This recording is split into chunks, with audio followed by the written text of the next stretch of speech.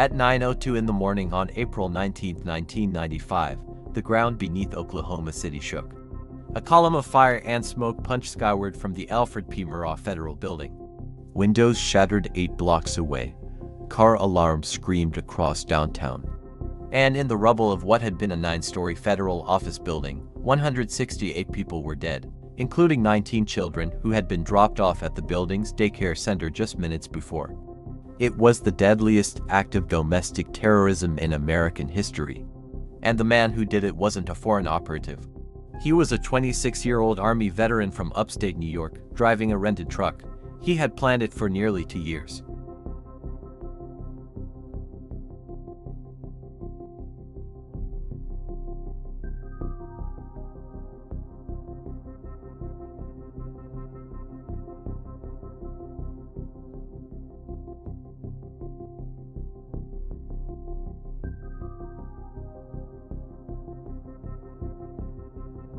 He became obsessed with survivalism in his early teens, stockpiling food and ammunition in his bedroom. He mistrusted the government.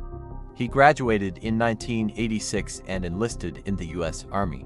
The military gave him discipline, precision, and purpose. He excelled. He served in the Gulf War and was awarded the Army Commendation Medal. He was recommended for Special Forces tryouts in 1991. He failed the psychological evaluation on his second day. He returned to civilian life shortly after and never found his footing again. By 1992, McVeigh was selling weapons at gun shows. He was reading the Turner Diaries, a novel about a truck bomb attack. And then came Ruby Ridge. In August 1992, federal agents surrounded the Idaho cabin of separatist Randy Weaver. To most, it was a government miscalculation. To McVeigh, it was confirmation. The government was at war with its own people. Then came Waco. In 1993, federal agents moved in on the Branch Davidian compound. 76 people died inside, including 25 children. McVeigh drove to Waco during the standoff.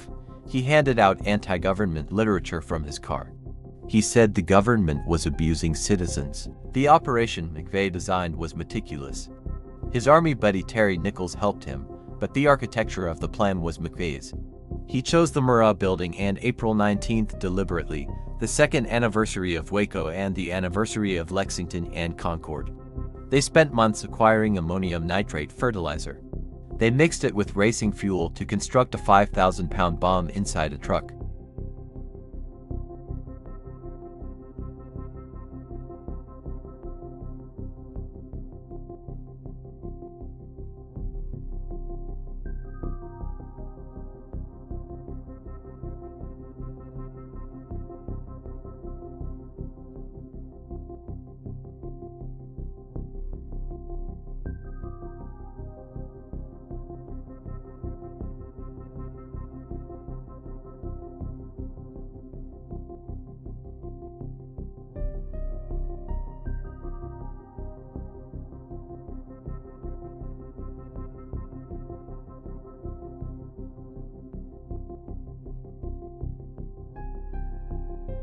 McVeigh was polite and cooperative.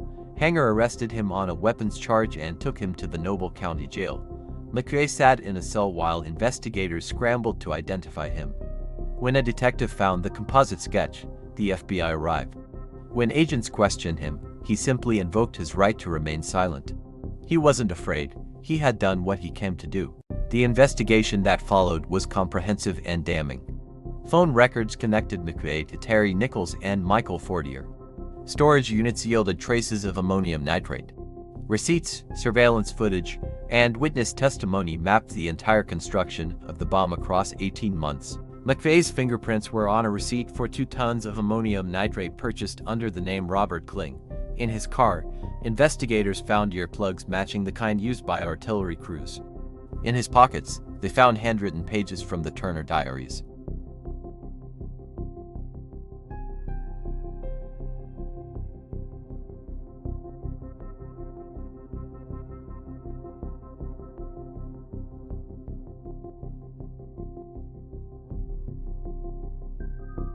The defense offered no alternative theory. McVeigh's own attorney, Stephen Jones, struggled with a client who refused to pretend he hadn't done it.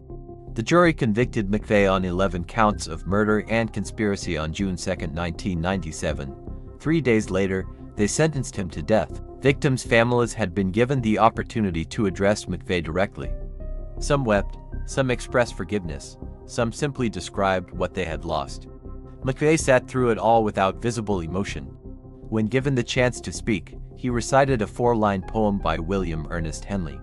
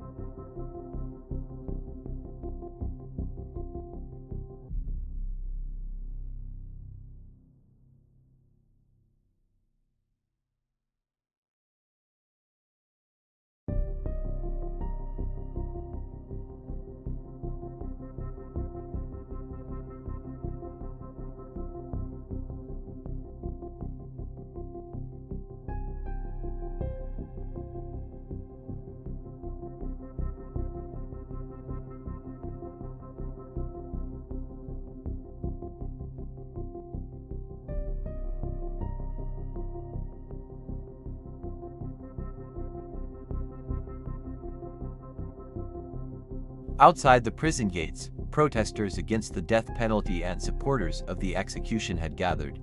In Oklahoma City, some survivors watched in silence. Bud Welch, whose daughter Julie died in the blast, had publicly opposed McVeigh's execution, arguing it dishonored his daughter's memory. In 1998, Welch met with McVeigh's father, Bill. The two men embraced on the porch of the McVeigh family home. Welch felt more peace than in years. The Oklahoma City National Memorial now stands on the site, 168 empty bronze and stone chairs arranged in 9 rows. The smaller chairs mark the children. A survivor tree still grows at the north edge, its seeds distributed to other communities in tragedy. The investigation forced a reckoning with the American militia movement. By 1996, the FBI estimated active groups in all 50 states. Ruby Ridge and Waco had become rallying points for anti-government ideology. McVeigh hadn't invented this world, he had emerged from it. And he had handed the government the justification for a crackdown. A recursive nightmare. The thing they feared had become the thing they enabled. Investigators and researchers have spent decades examining what McVeigh's case does and doesn't tell us about domestic radicalization. What they find is not a story of a broken man who snapped. McVeigh was functional, deliberate, patient, and ideologically coherent. He followed a years-long process of grievance accumulation, ideological escalation, and operational planning that resembles the pathways of foreign extremists. He was not the last.